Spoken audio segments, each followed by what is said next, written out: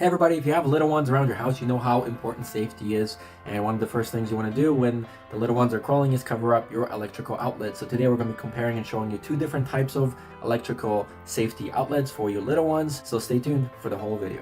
What's up everybody? So if you have little ones, you definitely want to make sure you get safety plugs for your cabinets, safety plugs for outlets, corner bumpers and all that kind of stuff. So these are the two that we've used. We actually got this one first. But then I actually like this one really just for aesthetic reasons because everything in the house is kind of square. I'm going to show you both of these how they work. So this is the first one. Now if I wanted to take this out, or even a little one, like that's not going to go at all. So you really have to kind of maneuver to get this off, right? And then when you put it in, you just slide that in. The other one is a little better as well, kind of in my opinion, because it has a double lock. So like you have to go and pull this back or you won't be able to take this out at all, right? So the way you do it is you pull this piece back like so, and then you insert this. And again, it's got the 3 prongs, right? Tight, and then you clip it. And then this will kind of lock it in place. And in my opinion, it looks better, right? Because square, square. So like you can't take this out at all.